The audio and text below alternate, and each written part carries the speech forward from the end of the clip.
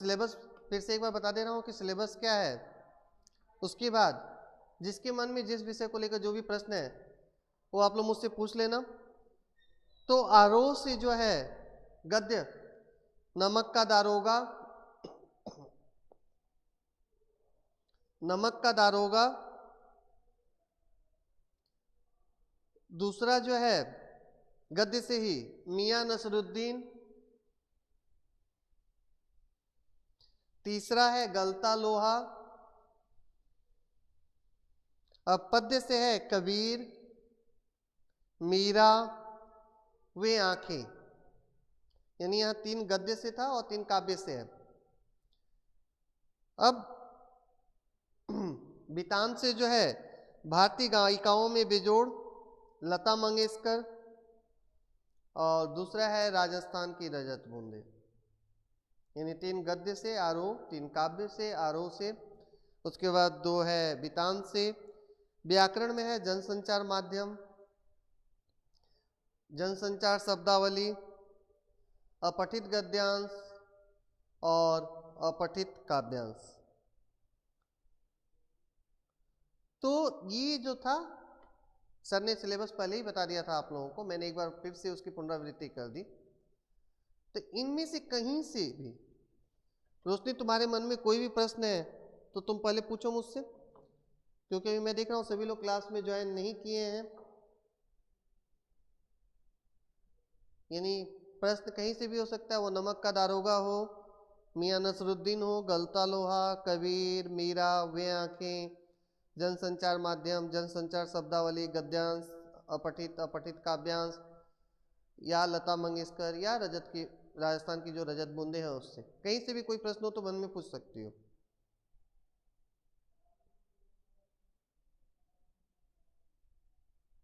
अन्यथा संक्षेप में मैं थोड़ी थोड़ी सभी विषयों पर चर्चा कर दूंगा।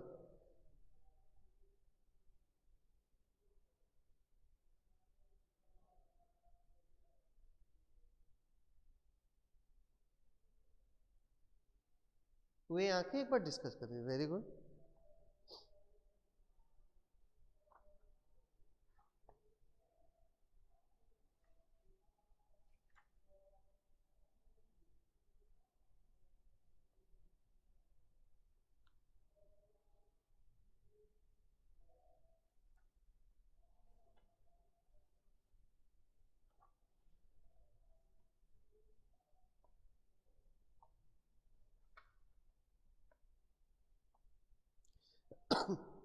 सबसे पहले रोशनी इस विषय को जानने की कोशिश करो कि वे आंखें, ये जो शीर्षक है, तो ये वे आंखें से किसकी आंखों की तरफ इशारा किया गया है?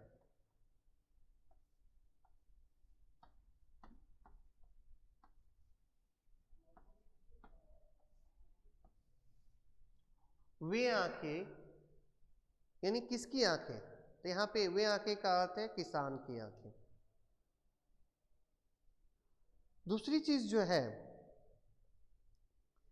यहाँ पे पंत जी यानी सुमित्रानंदन पंत जो इसके कवि हैं, रचनाकार हैं, वह इस पाठ के माध्यम से क्या संदेश देना चाहते हैं? तो वो इस पाठ के माध्यम से यह बताना चाहते हैं कि कैसे किसान जो है युगों युगों से शोषण का शिकार होता रहा है। कभी जमींदारों ने उसका शोषण किया, कभी पूंजीपतियों ने उसका शोषण किया। तो वर्तमान में समाज के जो पूंजीपति वर्ग के लोग हैं उसके द्वारा आज भी वो शोषित एवं प्रताड़ित है।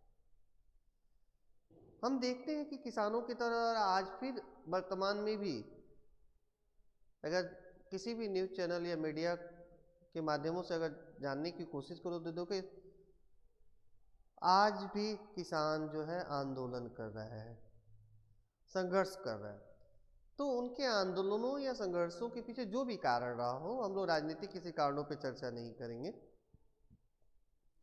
इन कुछ न कुछ तो कारण जरूर होगा जो किसान आज भी बाध्य है, चाहे वो जो भी हो। मैंने बार बार कहा कि हमारा विषय नहीं है, हमें देखना है कि कैसे ये शोषित एवं प्रताड़ित रहे हैं। आज भी देखना, जो किसान इतना मेहनत करता है, मेहनत करके फसलों को उगाता है, किसके लिए? हम लोगों के लिए। लेकिन हम लोग क्या करते हैं? उनका उपयोग एवं उपभोग करते हैं। और हमारी जो जीवन शैली है, हम लोगों की जो जीवन शैली है और किसानों का जो जीवन शैली है, क्या दोनों एक है? नहीं है। तो क्या वो किसानों, मजदूरों, में किसी की भी बात कर रहा हूं, ताकि ऐसा क्यों? जो सृष्टा है, वो सृष्टा ही क्या होता है कि उन मूलभूत आवश्यकताओं से वंचित रह जा रहा है जो उसे मिलना चाहिए। तो कभी ने यहां पर किसान की उसी अवस्था या स्थिति का चित्रण करने का प्रयास किया है कि कैसे किसान उस समय, यानी तत्कालीन उस समय की जो व्यवस्था थी, उसका वो शिकार हुआ था, किस प्रकार उसका शोषण किया गया था। सिर्फ उसमें जमींदार का ही भूमिका नहीं था, जो महाजन जो थे, जिसे हम आज के समय में पूंजीपति कह सकते हैं, जो उधार पैसे वगैरह देते हैं, उनकी भी महत्वपूर्ण भूमिका थी उनका शोषण करने में। इसके अलावा जिसके ऊपर हम सबसे ज़्यादा विश्वास करते हैं, जिसकी तरफ हम सुरक्षा के दृष्टिकोण से नजरें गड़ाए रहते हैं, जिनसे हमें यह आशा और अपेक्षा रहती है कि वे हमारी सुरक्षा की व्यवस्था करेंगे, उनके द्वारा भी वो प्रताड़ित किया जाता है। यानी इस कविता में जमींदार, महाजन और तीसरा जो है शासन व्यवस्था, पुलिस जिसे हम कहते हैं, कि किस प्रकार इन तीनों के द्वारा किसान और किसान का परिवार शोषित और प्रताड़ित होता है, उसका ज्वलंत उदाहरण इस कविता में देखने को हमें मिलता है।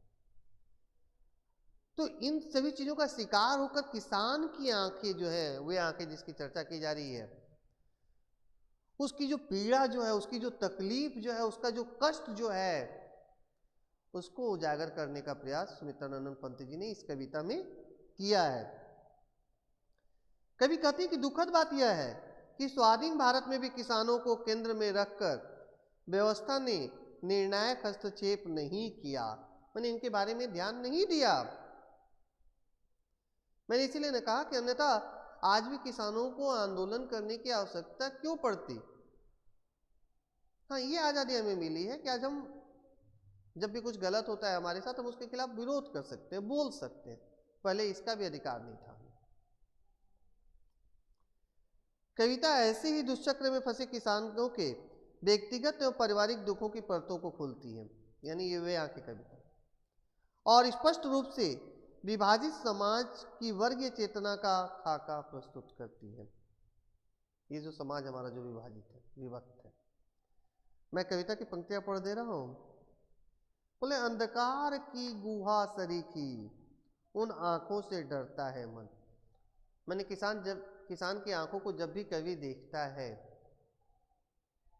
तो उन आंखों को देखकर कवि डर जाता है। उसमें इतनी घोर पीड़ा, यातना, तकलीफ, कष्ट, मैंने वो अंधेरी गुफा की तरह कवि को प्रतीत होती है, जहां पे कोई रोशनी, कोई प्रकाश, कोई उजाला, कोई आशा की किरण नहीं है। जब उन आंखों को कवि देखता है तो उसे बहुत तकलीफ होती है, बहुत कष्ट होता है, कवि डर जाता है उससे।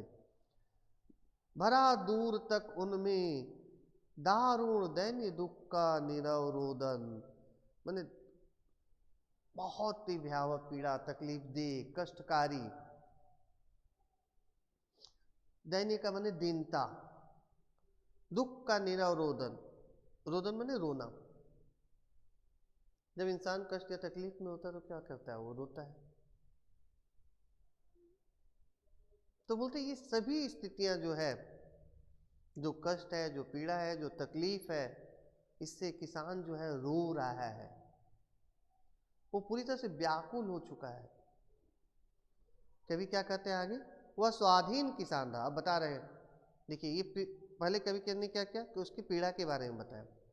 अब फिर कवि क्या कर रहा है कि हमें किसान के जीवन से परिचित कराने का प्रयास कर रहा है कि वास्तव में उसका जीवन कैसा था और किस तरह का जीवन जीते जीते उसे उन सभी स्थितियों से गुजरना पड़ा, मैंने इन सबके शोषण का शिकार होना पड़ा। क्या कवि कहते हैं, वह स्वाधीन किसान रहा, मैंने वो एक स्वाधीन किसान था, स्वतंत्र किसान था। अभिमान भरा आंखों में इसका, जिसके अंदर स्वाभिमान की भावना थी, मैंने उसे अपने कर्म पर विश्वास था, मेहनत करता था वो, उसे अपनी मेहनत पर विश्वास था। इसी को कहते हैं कि अभिमान था उसको, मैंने अपने ऊपर वो स्वाभिमानी किसान था वो। मान लो कि ठीक है उसने महाजन से उधार लिया था, जमींदार के किसान पे खेती कर रहा था, सब कुछ है, लेकिन बदले में क्या करता था वो सबको, जो उनका कर है जिसको हम टैक्स कहते हैं इंग्लिश में, वो सभी को वो देता रहता था। छोड़ उसे मझदार आज, संसार कगार सदृश वह किसका, लेकिन आज मझदार मैंने बीच धारा में छोड़कर, आज पूरा संसार जो है उससे क्या हो गया, पूरा किनारे खिसक गया। कैसे स्थितियां बदलती हैं, इसका बहुत अच्छा उदाहरण यहाँ पे कवि ने दिया है। मैंने स्वतंत्र स्वाधीन किसान जो हंसता खुशता था, खेलता था, परिवार था उसका, जो स्वाभिमानी था, अभिमानी था, आज क्या हुआ है कि बीच मझधार में ही, मैंने बीच धारा में ही छोड़कर पूरा संसार क्या है, किनारे पर चला गया है। कहने का तात्पर्य है कि आज उसके साथ देने वाला कोई भी उसके पास खड़ा नहीं है। देखिए कई बार स्थिति कहते हैं ना कि हम कि कहे रहीम संपत्ति सगे, बनत बहुत बहुरीत, विपत्ति कसौटी जे कसे ते साचे, मित्रता की जो पहचान बताई जाती है। तो यहाँ पर बाकी किसान जो उसके साथ देते या बाकी दूसरे जो उसके साथ देते, कोई भी उसका साथ देता, और परिवार के सारे लोग, हम आगे पढ़ेंगे कि कैसे एक एक करके सभी या तो मार दिए जाते हैं, या आत्महत्या के लिए बाधित हो जाते हैं, या बिना उचित इलाज के कारण मर जाते हैं। तीनों स्थितियों से गुजरता है किसान का परिवार। देखिए क्या होता है आगे, लहराते हुए खेत दृगों में हुआ बेदखल वह अब जिनसे, देखिए एक एक करके स्थितियों का उल्लेख कर, जहाँ दूर दूर तक खेतों में लहराते हुए फसल थे उसके, जमींदार ने क्या किया, उसे उस जमीन से बेदखल कर दिया। मैंने जमींदार की जमीन थी जिसको अनाज उगाता था, अनाज उगाकर जमींदार को कर देता था, पैसे देता था, आज उसे उस जमीन से निकाल दिया जाता है, हटा दिया जाता है। हंसती थी उसके जीवन की हरियाली जिनके त्रिन त्रिन से, मैंने जिसका जीवन पूरा खुशहाल था, हरे भरे खेतों को देखकर, तिनको में, मैंने चारों तरफ दूर जो लहराते हुए फसल थे जिसको देखकर उसका परिवार पूरा खुशहाल था, किसान खुश था, आज उसी जमीन से उसे जमींदार ने क्या किया, बेदखल कर दिया। आंखों ही में घूमा करता वह उसकी आंखों का तारा, कारकुनों की लाठी से जो गया जवानी ही में मरा। देखो कैसे एक के बाद एक उसके ऊपर अत्याचार हो रहे। जब किसान का जो जवान बेटा था वह जब जमींदार के कारकुनों में जमींदार के लोगों का जब विरोध करने के लिए जाता है कि नहीं आप लोग हमें ऐसे इस जमीन से नहीं हटा सकते हैं, ये लहराते हुए खेत, ये जो फसलें हैं इस पर हमारा अधिकार है, हम तो समय पर सब कुछ पैसे देते हैं, तो क्या होता है, जमींदार के जो कारिंदे थे, जमींदार के जो लोग थे जिसे कारकुनों कहा गया यहाँ पर, उन्होंने क्या किया, उसे पीट पीट कर मार डाला। किसे, किसान के बेटे को। क्यों मार डाला, उसकी गलती क्या थी, उसने तो ठीक ही कहा कि फसल मैंने उपजाया है, इस फसल पर हमारा अधिकार है, हम समय पर पैसे देते हैं, फिर भी क्या होता है, उसके इस विरोध के कारण उसे पीट पीट कर मार दिया जाता है। यानी क्या हुआ, पहले सबसे पहले जमींदार ने उसके खेत छीन लिए, जब उसका जवान बेटा उसका विरोध करने के लिए जाता है तो उसे मार दिया जाता है। आगे क्या घटना घटती है, बिका दिया घर द्वार। अब क्या होता है, बिका दिया घर द्वार, महाजन ने ब्याज की कौड़ी कौड़ी कौड़ी छोड़ी, र आंखों में चुपती हुआ कुर्क हुई बर्धों की जोड़ी। तो पहला अत्याचार जमींदार के द्वारा, मैंने इसलिए आरंभ में ही कहा था कि 3 लोगों के द्वारा ये शोषित और प्रताड़ित है। यहाँ पे पहला जमींदार देख लिया, दूसरा है महाजन, जिसे मैंने कहा कि वर्तमान समय में हम पूंजीपति वर्ग के लोगों के रूप में दे सकते हैं, जो क्या करते थे, किसानों को या मजदूरों को जो पैसे देते हैं ब्याज पर। अब महाजन ने क्या किया, महाजन ने उसका घर बेच दिया। क्यों? क्योंकि उसने जो पैसे लिए थे वो पैसे नहीं चुका पाया वो। जब खेती हड़प लिया गया, फसलों पर उसका अधिकार ही नहीं रहा, उसका जवान बेटा विरोध करने के कारण मारा गया, तो कहां से चुका पाएगा? तो वही बोला, बिका दिया घर द्वार। महाजन ने न ब्याज की कौड़ी छोड़ी। महाजन भी कोई दया कोई रहम नहीं दिखाता है, उसके घर को बेच देता है। इतना ही नहीं, रह रहा आंखों में चुभती हुई, क्या कुर्क हुई बर्दों की डोरी। बर्दों माने बैलों की डोरी। उसके खेती करने के लिए, खेत को जोतने के लिए 2 बैल थे। महाजन ने सिर्फ घर को ही नहीं बेचा, अपना ब्याज का 1-1 रुपया वसूल करने के लिए उसने उसके पास जो 2 बैल थे उन दोनों बैलों को भी बेच दिया। उजरी उसके सिवा किसे कब। आगे भी देखो, यहीं पे विडंबना समाप्त नहीं होती है, इससे आगे भी स्थितियों के बारे में कवि बता रहे हैं। उजरी उसकी गाय का नाम था। उसके सिवा किसे कब पास दुहाने आने देती।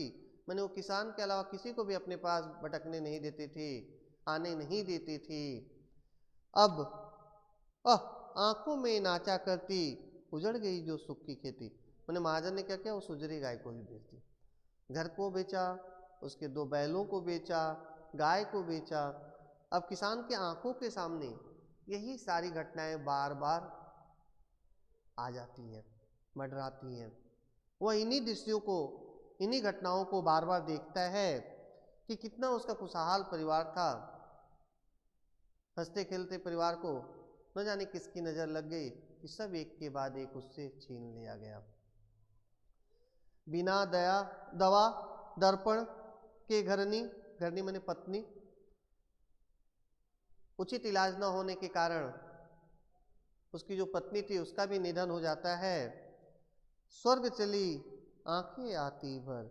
जब भी वो अपनी पत्नी को याद करता है तो उसकी आंखें भर आती हैं कि किस प्रकार उचित इलाज न दिला पाने के कारण या इलाज के अभाव के कारण उसकी पत्नी का निधन हो जाता है। रेख के बिना दुधमुही, बिटिया 2 दिन बाद गई मर। मैंने उसकी एक छोटी बच्ची थी, पत्नी बिना इलाज के कारण मरी, क्योंकि उसके पास पैसे नहीं थे कि वो पत्नी का उचित इलाज करा पाता। और पत्नी के मरने के 2 दिन बाद ही जो उसकी 2 दिन की बच्ची थी, छोटी बच्ची थी दुधमुही, यहाँ क्या लिखा हुआ स्पष्ट देखो कि देख रेख के मैंने बिना देखभाल के कारण। हम लोग कहते हैं ना कि माँ एक बच्चे की परवरिश अच्छी तरह से कर सकती है, पिता के लिए थोड़ा सा मुश्किल होता है। तो क्या होता है, किसान अपनी बेटी जो दुधमुही बच्ची थी, छोटी बच्ची थी, उसकी देखभाल ठीक से नहीं कर पाता है और परिणाम यह होता है कि पत्नी के मरने के 2 दिन बाद ही उसकी बेटी का भी निधन हो जाता है। किसके कारण हुआ ये सभी चीजें? कौन जिम्मेदार है इसके लिए? जमींदार, महाजन। अब देखो यहीं पे स्थिति समाप्त नहीं हो जाती है। मैंने इसलिए बताया आरंभ में ही कि जिसकी तरफ हम आशा के दृष्टिकोण से देखते हैं, जिसे हम लोगों की सुरक्षा के लिए नियुक्त किया जाता है, यानी पुलिस व्यवस्था जो है, पुलिस प्रशासन जो है, कैसे वो भी अत्याचार करने से पीछे नहीं हटती। क्या होता है, घर में विधवा रही पतोहू, लक्ष्मी थी यद्यपि पति घाती। ये एक समाज की एक विडंबना की ओर इशारा किया गया है कि जब तक देखना पति जिंदा रहता है तो क्या होता है, बहू जो होती है घर की, उसे लक्ष्मी कहा जाता है, बहुत तरह के नामों से उसे संबोधित किया जाता है। लेकिन जैसे ही पति की मृत्यु हो जाती है तो सारा दोषारोपण उसी के ऊपर लगा दिया जाता है। ये एक बहुत बड़ी विडंबना है। अरे वो कैसे जिम्मेदार है उसके लिए? अगर किसान का बेटा जमींदार के लोगों के हाथों मारा गया था, कारकुनों के हाथों मारा गया था, तो इसमें उस बेचारी बहू का क्या कसूर है? जब तक हंसता खेलता खुशहाल परिवार था तब तक वो लक्ष्मी थी, और जैसे ही उसकी पति की मृत्यु हो जाती है तो उसे पति घातीन बता दिया जाता है, यानी पति के हत्यारीन उसे माना जाता है। ये भी एक विडंबना है समाज की। मैंने समाज में औरतों की स्थिति क्या है, महिलाओं की स्थिति क्या है, उसकी तरफ इशारा किया गया है यहाँ पे।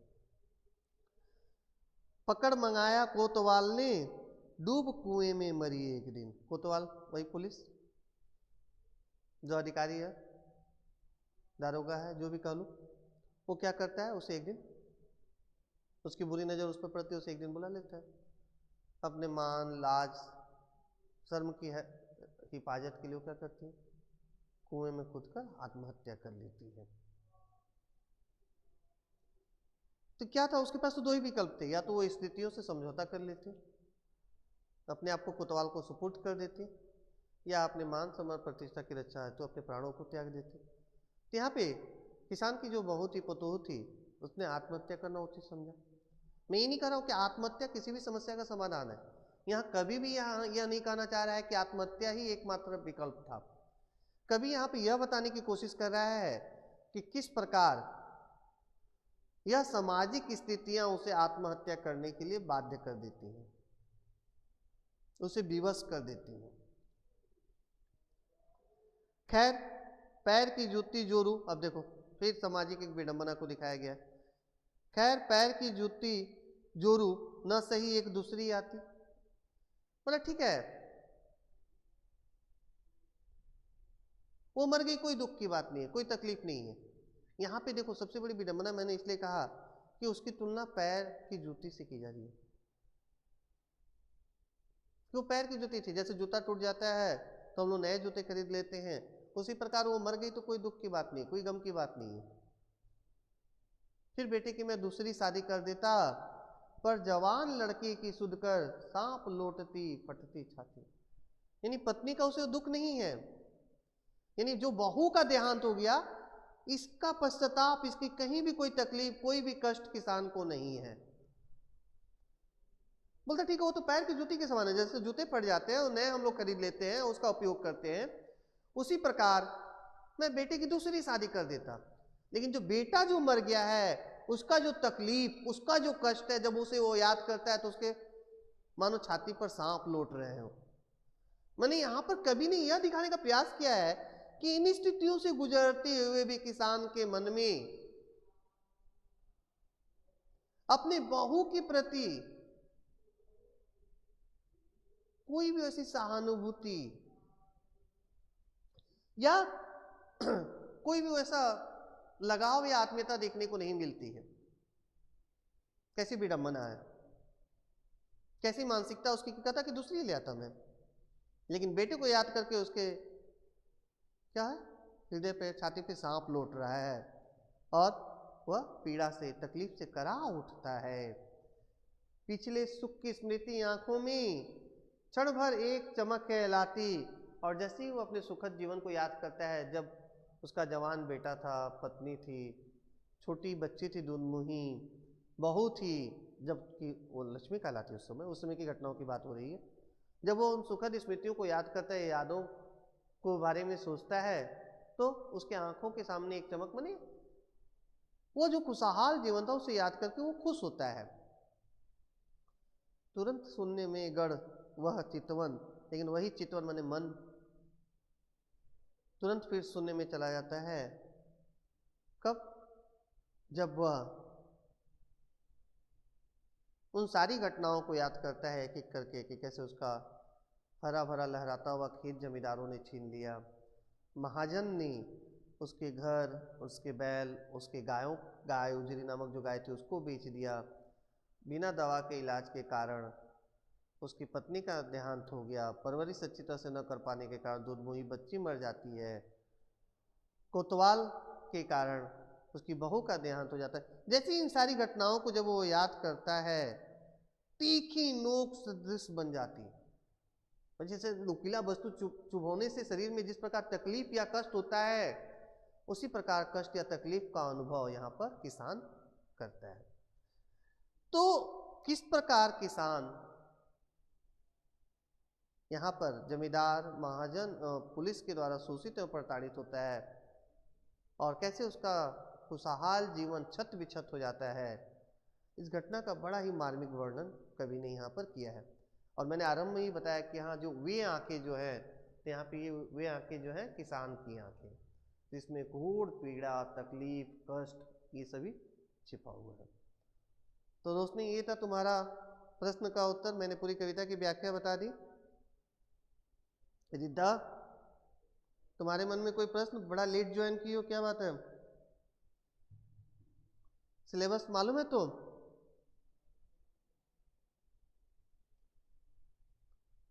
सिलेबस मालूम है तो?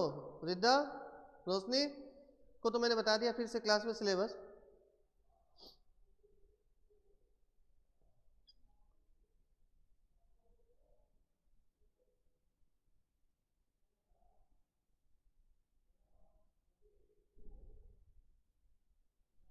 तो सिलेबस में देख लो अगर कोई प्रश्न है तो।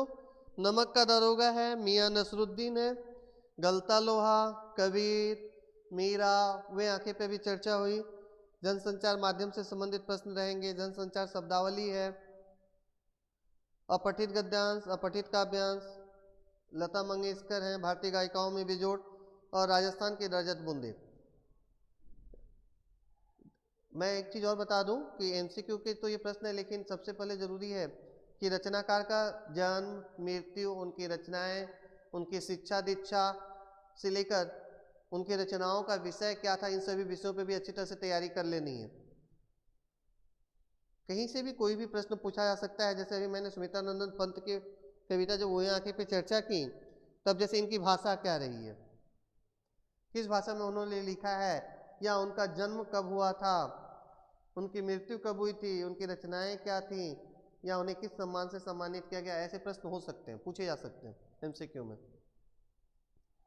तो इसीलिए मान लो कि जैसे पंत की रचनाएं क्या हैं, इसके अलावा भी वीणा है, ग्रंथि है, पल्लव है, गुंजन है, युगवाणी है, ग्राम्या है, चिदम्बरम है, ठीक है, चिदम्बरा, उत्तरा, स्वर्ण किरण, कला, बूढ़ा और चांद, लोकायतन, ठीक है। तो ये इनके इसके अतिरिक्त रचनाएं हैं। इस रचनाओं का मुख्य विषय क्या था? तो जो पीड़ित शोषित जो किसान है उसकी समस्या को उजागर करना। उसका शोषण किसने किया है?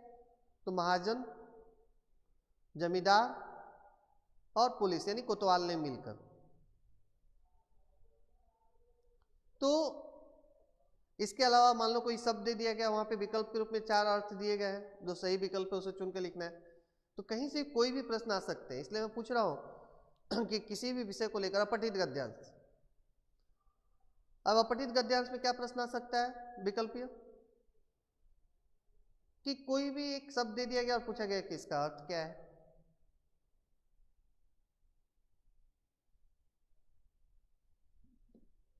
या यहाँ पे भारतीय गायिकाओं में बेजोड़ लता मंगेशकर जो है, तो यहाँ पे कुमार गंधर्व जो इसके रचनाकार हैं उनसे संबंधित भी कुछ प्रश्न पूछा जा सकता है। तो इन सभी विषयों पे ध्यान देने की आवश्यकता है कि कहीं से कोई भी प्रश्न जब हमसे पूछा जाएगा तो उसका उत्तर जो है, जो विकल्प दिए गए उन 4 विकल्पों में से ही रहेगा।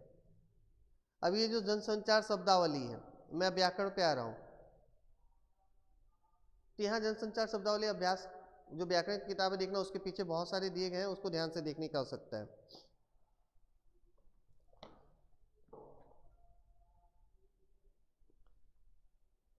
यहाँ पे मान लो एक अग्रलेख है, तब अग्रलेख क्या है? तो यहाँ पे बताया गया कि एक संपादकीय लेख है।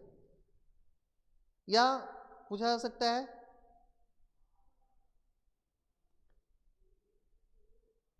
इन क्या होता है, या कथामुख क्या है, कॉपी क्या है, कवरेज क्या है, या हिंदी की पहली पत्रिका कौन थी, या हिंदी का पहला समाचार पत्र कौन था।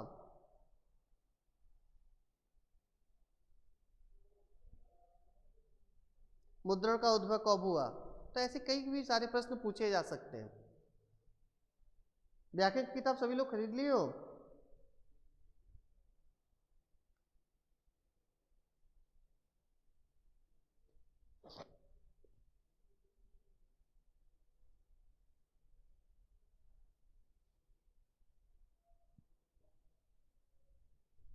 ठीक है। तो इन सभी विषयों पे ध्यान देना की आवश्यकता है।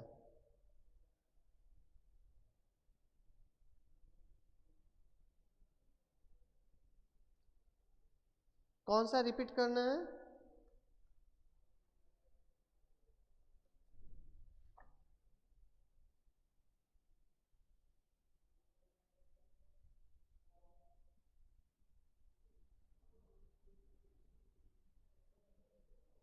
व्याकरण के लास्ट में मैं बोला था मुद्रण का उद्भव कब हुआ था। मान लो यहाँ पे लिखा हुआ है 868 ईस्वी, अब वहाँ पे मान लो दे दिया 868, 865, 866, ठीक है 867, तब सही समय क्या था, तो 868 ईस्वी। इसके अलावा मैंने जो और चीज़ें बताई कि जैसे पहला समाचार पत्र जो है 1818 ईस्वी में दिग्दर्शन बांग्ला भाषा के नाम से निकला था। क्या नाम था उसका, दिग्दर्शन। तो कितने ईस्वी में निकला था, पहला समाचार पत्र किस भाषा में निकला था, अब वहाँ पे लिख दिया बांग्ला, हिंदी, उर्दू, अरबी या अंग्रेजी, कुछ भी एक लिख दिया गया। या इसके अलावा भी जो प्रश्न पूछा जा सकता है कि लोकतंत्र का चौथा स्तंभ किसे कहा जाता है।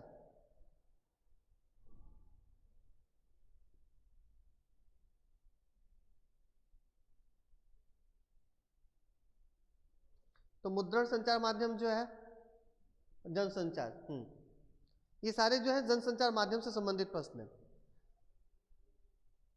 और जनसंचार शब्दावली जो है अंत में दिया गया है, वहां से वो पढ़ लेना है कि उस शब्दों का अर्थ क्या है।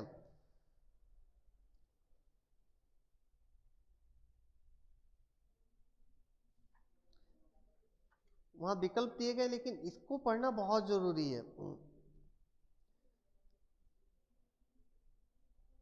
जैसे हिंदी का पहला दैनिक समाचार पत्र सुधा वर्षण, जो कोलकाता से ही छपा था।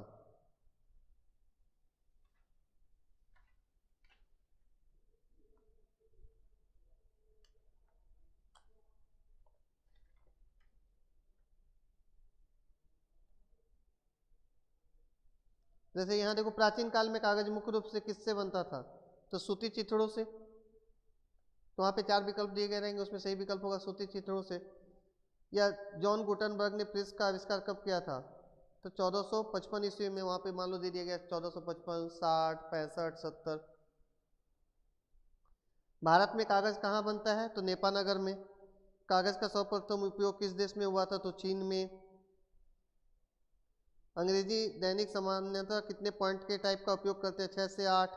हिंदी में 12 पॉइंट का उपयोग होता है। तो ये देखना अभ्यास के अंत में जो लिखा गया है, सावक संवाददाता किसे कहते हैं, तो नौसिखिए संवाददाता को।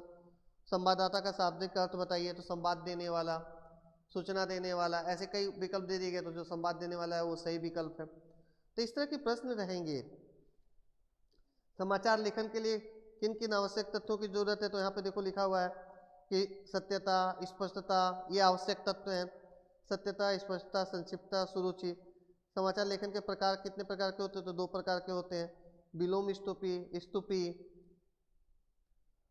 समाचार के तत्व कौन कौन से हैं, देखना जो 6 का कार बोला गया है। क्या अर्थात क्या घटित हुआ, कब अर्थात घटना किस समय घटी, कहाँ अर्थात घटना किस स्थल पर घटी, कौन अर्थात घटना किससे संबंधित है, क्यों अर्थात घटना का कारण क्या है, और कैसे अर्थात घटना कैसे घटित हुई। समाचार के जो प्रकार है वो 7 प्रकार के होते हैं। यहाँ पे लिखा हुआ है भाषण समाचार, अपराध समाचार, खेल समाचार, संसद समाचार, आर्थिक एवं वाणिज्यिक समाचार, विकास समाचार, शैक्षणिक समाचार। तो ये मान लो कितने प्रकार के होते हैं, तो ऐसे कोई प्रश्न पूछा गया, यहाँ पे 7 लिखा हुआ है, तो मान लो 7 दे दिया, 5 दिया, 6 दिया, 8 दिया, और उसमें से सही विकल्प जो है 7 हमें चुनकर वहाँ पे लिखना पड़ेगा। तो बहुविकल्पीय रहेंगे, लेकिन इन सभी विषयों के बारे में जानकारी होनी बहुत आवश्यक है।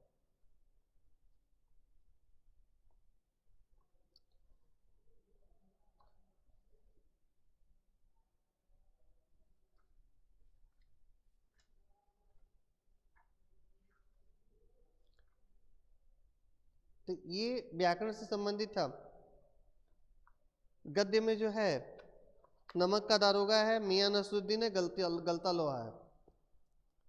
तो नमक का दारोगा का क्या केंद्रीय विषय वस्तु, ये जानती ही हो। और उसका केंद्रीय पात्र कौन है, मुंशी बंशीधर। तो बंशीधर जो है, तो उनके जो व्यक्तित्व की जो विशेषता है उनको भी ध्यान में रखने की आवश्यकता है। या आलोपी दिन जो है, कैसे आरंभ में उनका क्या रूप था, फिर बाद में कैसे उनका हृदय परिवर्तन होता है। मियां नसरुद्दीन में क्या है कि कैसे जब लेखिका उनसे बातचीत करने के लिए पहुंचती है, उनसे बहुत ज़्यादा जानकारी प्राप्त करने के लिए, तो वहाँ पे रोटियां बनाने वो कितने प्रकार के जानते थे, सबसे महीन रोटी कौन सी होती है। तो ऐसे प्रश्न वहां पर पूछे जा सकते हैं। या नानबाई जो शब्द का अर्थ क्या है, या मियां नसरुद्दीन को नानबाइयों का मसीहा क्यों कहा जाता था। गलता लोहा में क्या है, वहां पे भी हम लोगों ने देखा मोहन के बारे में या धनपत के बारे में जो हम लोगों ने पढ़ा, तो कैसे एक पढ़ने में अच्छा बालक भी स्थितियां या परिस्थितियां जो भी कह लो के कारण उसका पतन हो जाता है। तो वहां पे भी कई ऐसे प्रश्न वहां से 20-20 से पंक्तियों से उठा के दिए जा सकते हैं। या इनके जो भी रचनाकार हैं, उन रचनाकारों के जीवन का जन्म मृत्यु से लेकर, मान लो जैसे पूछ दिया गया कि मुंशी प्रेमचंद का मूल नाम क्या था, क्या था बताओ तो। दो ही लोग तो आज क्लास में उपस्थित हो, रिद्धा या रोशनी, कोई एक जन बताओ मुंशी प्रेमचंद का मूल नाम क्या था, वास्तविक नाम।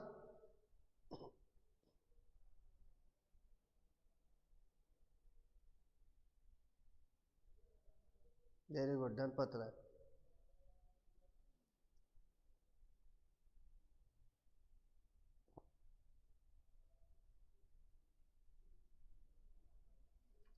जैसे मैंने बताया था कि सबसे पहले उन्होंने नवाब राय के नाम से लिखना शुरू किया था, सोजे वतन जो उनकी पहली रचना थी, लेकिन अंग्रेजों ने उसे जब्त कर लिया था, तो बाद में वो फिर मुंशी प्रेमचंद के नाम से लिखने लगे थे।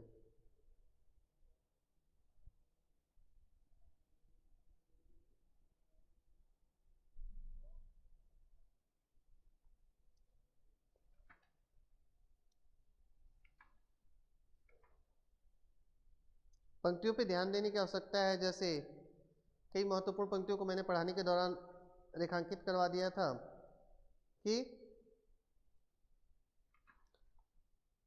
बंशीधर के जो पिता थे उनकी मानसिकता कैसे थी, या लड़कियों के संदर्भ में उस समय के समाज में क्या मानसिकता थी। दूसरा, ऊपरी आमदनी को कैसे पूर्णमासी का चांद कहा जाता है। ये सब जो प्रश्न है, तो इन सभी चीज़ों पे ध्यान देने की आवश्यकता है। ये महत्वपूर्ण जितने भी हैं, या कई जगहों पे कई मुहावरों का प्रयोग था कि जैसे दुनिया सोती थी पर दुनिया की जीभ जागती थी। इन सभी शब्दों का अर्थ क्या हो सकता है, पंक्तियों का अर्थ क्या हो सकता है। तो ये प्रश्न पंक्ति उठा के दे दिया गया, यहाँ पे 4 विकल्प में दे दी गए कुछ पंक्तियाँ। उन चारों विकल्पों में से सही कौन सा विकल्प है।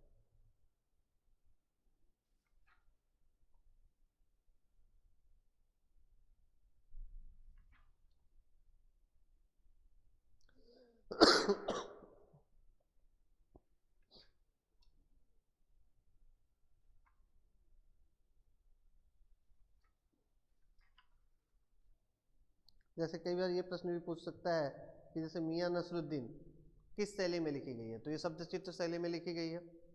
ये कहाँ से लिया गया है, तो हम हसमत नामक काव्य संग्रह से लिया गया है। तो इन सभी चीज़ों को अच्छी तरह से रेखांकित कर लेना और पढ़ लेना, क्योंकि वहाँ पे विकल्प से संबंधित प्रश्नों में ये सभी चीज़ें भी आ सकती हैं। या कृष्णा सोती का जन्म कब हुआ था, उनकी अन्य रचनाओं के नाम क्या है। जो मैंने बार क्लास में भी कहा था कि जब भी किसी पाठ को हम लोग पढ़ेंगे तो सबसे पहले क्या करेंगे, जो भी रचनाकार है, चाहे उसका संबंध कविता के क्षेत्र से हो, गद्य लेखन के क्षेत्र से हो, या जिस भी क्षेत्र विशेष से हो, सबसे पहले उनका जन्म लिखेंगे, उनकी शिक्षा दीक्षा, उनके पारिवारिक परिचय, उनकी मृत्यु, रचनाओं के नाम और उनके रचनाओं का क्या विषय है। जैसे प्रोजेक्ट जब बनाते थे तो क्या करते थे आप लोग, तो प्रोजेक्ट में उन सभी बिंदुओं पे ध्यान रखते थे।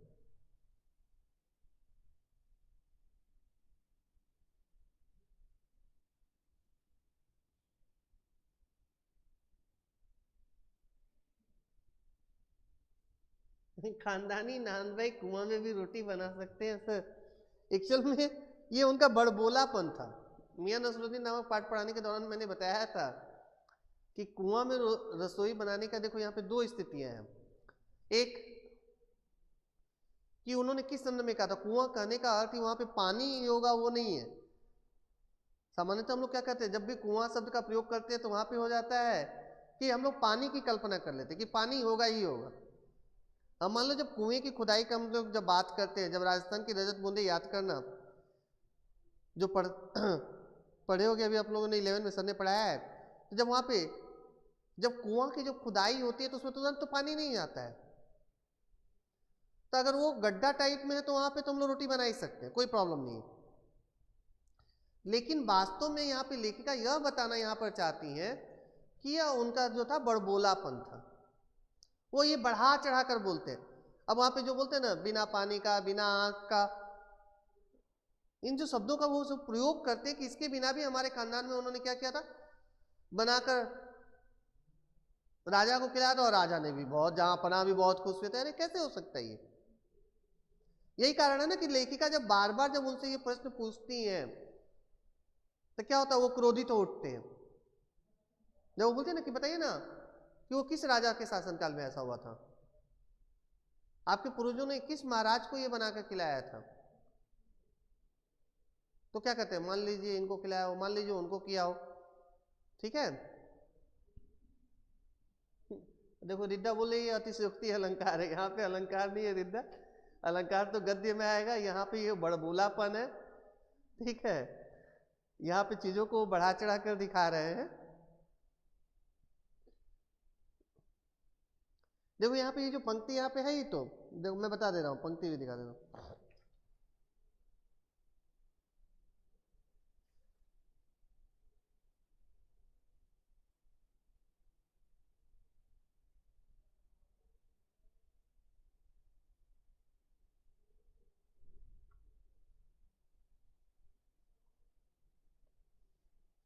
देखो यहाँ पे आप इतना समझ लीजिए कि एक कहावत है कि नान भाई खानदानी ननाई कुएं में भी रोटी पका सकता है। यहाँ पे लिखा हुआ है, ये एक कहावत है।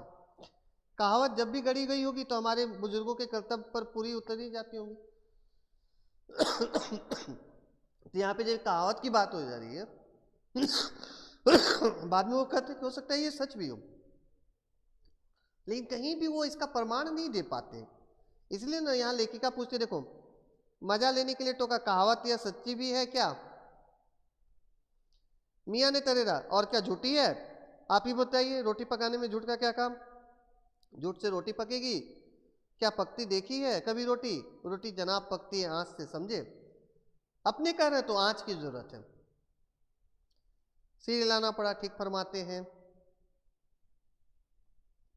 फिर देखो यहाँ पे एक जो पंक्ति है और है, यह जानना था कि आपके बुजुर्गों ने शाही बावर्ची खाने में तो काम किया ही होगा। तो बोले वो बात तो पहले हो चुकी है कि बोले दिल्ली में किस बादशाह के यहाँ के आपके बुजुर्ग काम क्या करते थे? तो वहां पे क्या कहते, मियां नसरुद्दीन क्यों बाल की खाल निकालने पर तुली हुई है। तो ऐसे कई कथन है जहां पे देखना उत्तर यहीं पे छिपा हुआ है कि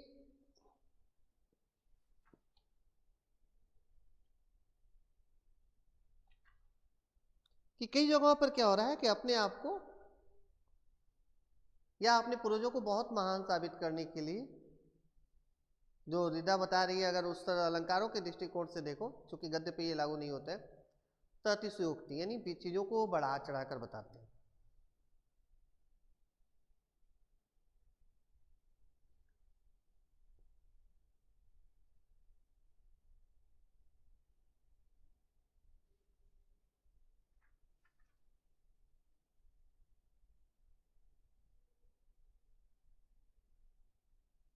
देखो यहाँ पे एक पंक्ति है कि बादशाह सलामत ने फरमाया, पृष्ठ संख्या 26 पे देखना, कोई ऐसी चीज बनाओ ना जो ना आग से पके ना पानी से बने। तो क्या पूछने लिखेगा, क्या उनसे बनी ऐसी चीजें? क्यों ना बनती साहब, बनी और बादशाह सलामत ने खूब खाई और खूब सराई। अब यहाँ पे भी जब वो पूछते को बादशाह सलामत का नाम बताइए, वो वस्तु का नाम बताइए कि कौन सी चीज आपने बताई बनाई थी और उन्हें खिलाया था, दोनों में से किसी का वो नाम नहीं बताते। अब लेकिन सोचो कि जब बोल रहे हैं कि आग से भी नहीं, पानी से भी नहीं, तो ऐसी कौन सी वस्तु है जहां पर बिना इसके उपयोग के या बिना इसके प्रयोग के कोई चीजें बनाई जा सकती है? अभी भी एक सोच का विषय है, ठीक है। तब ऐसे हम लोग कहें कि फल वगैरह, फल भी तो खाने की चीज है। तो यहां पर क्या है कि अब वो किस संदर्भ में ये बातें करते हैं, वो स्थिति कहीं भी वो स्पष्ट नहीं करते कि ये जो खाद्य पदार्थ है उसका संबंध किससे है, क्या था वो। अब ये जो कुएं में भी उसी संदर्भ में बातें आई हैं, ये सभी मैंने चीजों को बहुत बढ़ा चढ़ा कर दिखाया गया है। और कोई प्रश्न रोशनी या रिद्धा?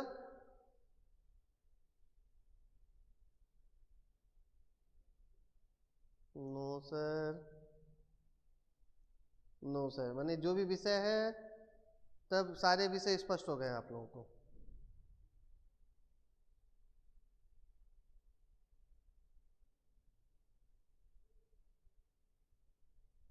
Very good. तो आज की कक्षा में तो फिर यही समाप्त कर रहा हूँ। अगली कक्षा में फिर हम लोग अगले विषय पे चर्चा करेंगे। तब कल के असेसमेंट के लिए best of luck, best wishes for all of you. अच्छी तरह से असेसमेंट देना है, जो चीज़ें मैंने बताई कि उसको अच्छी तरह से पढ़ना है। कहाँ पर कौन सा विकल्प सही है, सभी विकल्पों पे ध्यान देने की जरूरत है।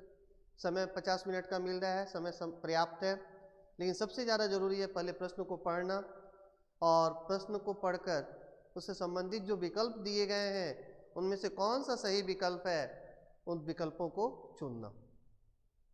जल्दबाजी में कोई काम करने की जरूरत नहीं है, समय ले लेकर विकल्पों पे ध्यान देने की आवश्यकता है और सही उत्तर लिखने की आवश्यकता है।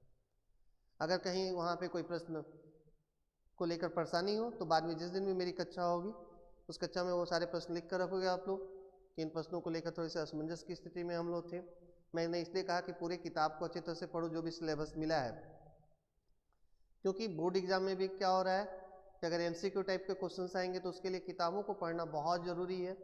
और उस दौरान कहीं से भी कोई पंक्ति उठा कर दिया जा सकता है या कोई शब्द उठा कर दिया जा सकता है और उसका अर्थ पूछा जा सकता है या उस पंक्ति का अर्थ पूछा जा सकता है या उस शब्द का अर्थ पूछा जा सकता है।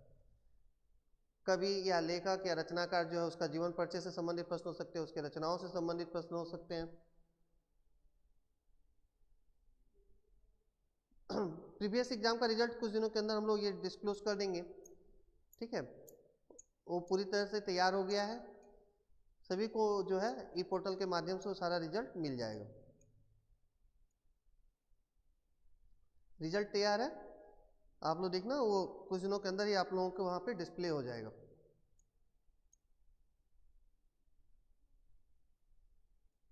ठीक है, तो thank you all of you. फिर से सबको मूल्यांकन के लिए शुभकामनाएं, हार्दिक शुभकामनाएं। अच्छी तरह से देना है और सोच समझ के सारे प्रश्नों का उत्तर लिखना है। धन्यवाद।